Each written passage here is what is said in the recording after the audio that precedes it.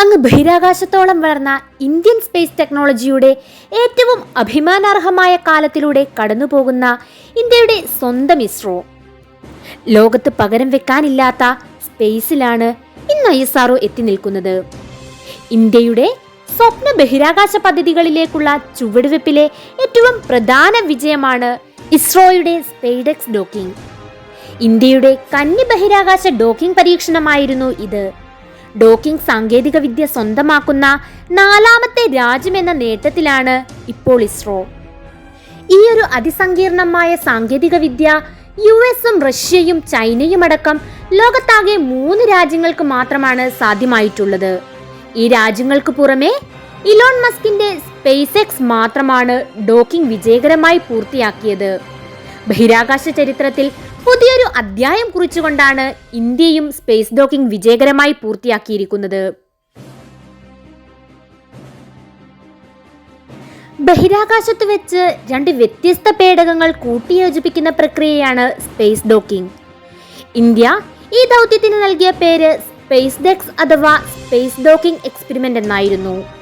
ഇന്ത്യയുടെ ഭാവി ബഹിരാകാശ ദൗത്യങ്ങളിൽ നിർണായകമായ ഒരു ദൗത്യം കൂടിയായിരുന്നു ഇത്.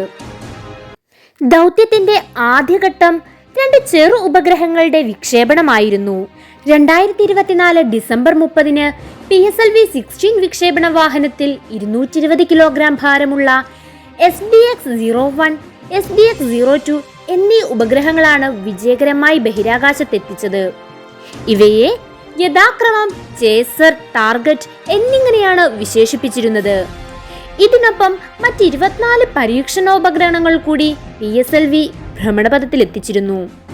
ഭൂമിയിൽ നിന്ന് 476 കിലോമീറ്റർ മാത്രം ഉയരെ വൃത്താകൃതിയിലുള്ള ഭ്രമണപഥത്തിലാണ് ഉപഗ്രഹങ്ങളെ എത്തിച്ചത്. റോക്കറ്റിന്റെ മുകൾ ഭാഗം അതിനും താഴെ 385 കിലോമീറ്റർ അകലെയുള്ള ഭ്രമണപഥത്തിലാണ് ഭൂമിയെ ചുറ്റിയത്. PS4 ഓർബിറ്റർ എക്സ്പെരിമെന്റ് മൊഡ്യൂൾ അഥവാ OM4 എന്നാണ് ഇതിനെ വിളിക്കുന്നത്. 20 കിലോമീറ്റർ അകലത്തിലാണ് ആദ്യം ഉപഗ്രഹങ്ങൾ ഭൂമിയെ ചുറ്റിയത്. ഇത് പിന്നീട് ഘട്ടം ഘട്ടമായി കുറച്ചുകൊണ്ടുവന്നാണ് കൂട്ടിയോജിപ്പിക്കൽ സാധ്യമാക്കിയത്.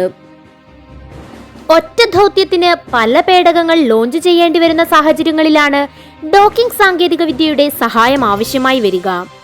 ഭാരതീയ അന്തരീക്ഷ സ്റ്റേഷൻ എന്ന പേരിൽ ഇന്ത്യ വിഭാവനം ചെയ്യുന്ന ബഹിരാകാശ നിലയം നിർമ്മിക്കാനും ചാന്ദ്രയാൻ 4 മനുഷ്യനെ ബഹിരാകാശത്തെത്തിക്കുന്നതിനുള്ള ഗഗൻയാൻ തുടങ്ങിയ സ്വപ്ന പദ്ധതികൾക്ക് ഈ വിജയം പ്രചോദനമാണ്.